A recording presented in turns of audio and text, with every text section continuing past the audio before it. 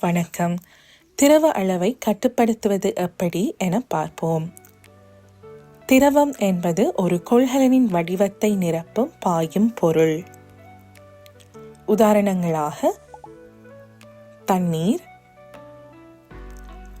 உறைநீர் அதாவது ice cubes, சூடான மற்றும் குளிரான பானங்கள் தேநீர், காஃபி, பழச்சாறுகள். வீட்டில் திரவத்தை அளவிடுவது எப்படி என பார்ப்போம்.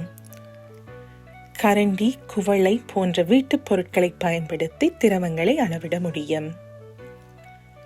180 ml தண்ணீர் பார்ப்பதற்கு இப்படித்தான் இருக்கும். தண்ணீர் பாட்டில்கள் வெவ்வேறு அளவில் வருகின்றன. விவரச்சீட்டை கவனமாக பார்க்கவும். உணவுகளிலும் திரவம் உள்ளது.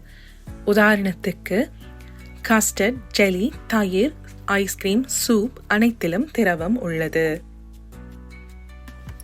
200 ml porridgeல் 100 ml திரவம் உள்ளது. 400 கிராம் சூப்பில் 400 ml திரவம் உள்ளது. 400 கிராம் கறியில் 200 ml திரவம் உள்ளது. அரை திரவ உணவுகளில் மேலும் அதிக திரவம் இருக்கலாம். இப்போது நாள்தோறும் எடுக்கும் முழு திரவ அளவுகளை கணக்கிடுவதை பற்றி பார்ப்போம். இவை நீனா தினசரி எடுத்துக்கொள்ளும் திரவங்கள்.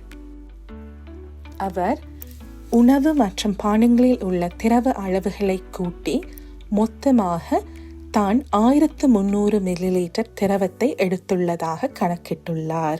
சுருக்கமாக, நீங்கள் குடிக்கும் அனைத்தும் மற்றும் சாப்பிடும் சிலவும் திரவமாகும். தினசரி மொத்த திரவத்தை கணக்கிட வீட்டுப் பொருட்களை பயன்படுத்தவும். நன்றி.